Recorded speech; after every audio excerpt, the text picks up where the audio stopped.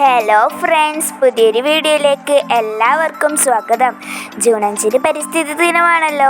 ഈ പരിസ്ഥിതി ദിനത്തിന് നമുക്ക് ചോദിക്കാൻ സാധ്യതയുള്ള ചില ഉറപ്പായ ചോദ്യോത്തരങ്ങൾ പഠിക്കാം. അപ്പോൾ വീഡിയോയിലേക്ക് കിടക്കുന്നതിന് മുമ്പ് എൻ്റെ ചാനൽ ആദ്യമായി കാണുന്നവർ ലൈക്ക് ചെയ്യാനും ഷെയർ ചെയ്യാനും സബ്സ്ക്രൈബ് ചെയ്യാനും മറക്കല്ലേ.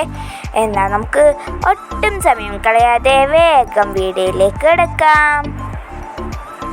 ആദ്യത്തെ ചോദ്യം: കേരളത്തിലാകെ എത്ര ദേശീയോദ്യാനങ്ങളുണ്ട്?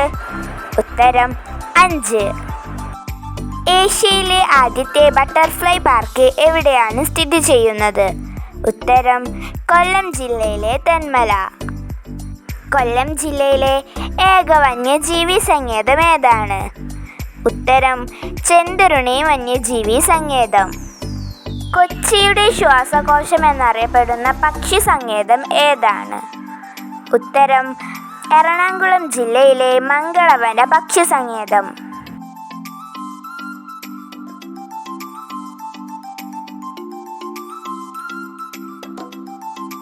കേരളത്തിൽ ഏറ്റവും കൂടുതൽ ഭൂമി കൃഷി ആവശ്യത്തിന് ഉപയോഗിക്കുന്ന ജില്ല ഏതാണ്?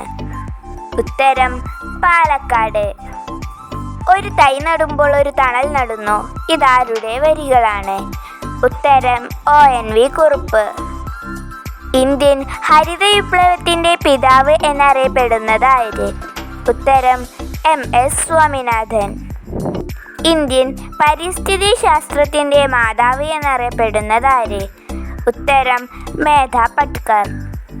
ഭൂമിയുടെ വൃക്ക എന്നറിയപ്പെടുന്നത്? ഉത്തരം തണ്ണീർത്തടങ്ങൾ. നർമ്മദ ബച്ചാവോ ആന്തോളൻ സമര നായിക ആര്?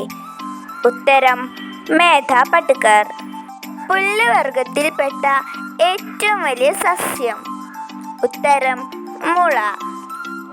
കേരളത്തിലെ പക്ഷി മനുഷ്യൻ? ഉത്തരം ഇന്ദുചൂടൻ. കീടനാശിനിക്കായി ഉപയോഗിക്കുന്ന ഔഷധ സസ്യം ഏതാണ്? ഉത്തരം വേപ്പ്. ഐക്യരാഷ്ട്രസഭയുടെ പരിസ്ഥിതി സംഘടന ഏതാണ്? ഉത്തരം UNEP. UNEPയുടെ പൂർണ്ണനാമം?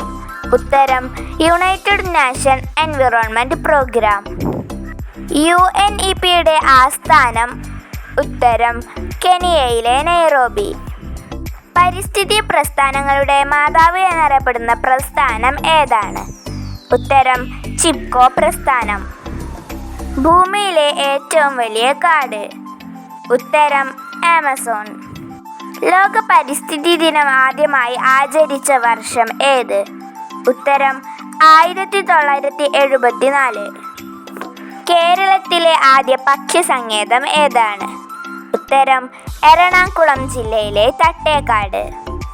അപ്പോൾ ഇതോടുകൂടി ഇന്നത്തെ വീഡിയോ ഇവിടെ അവസാനിച്ചിരിക്കുന്നു.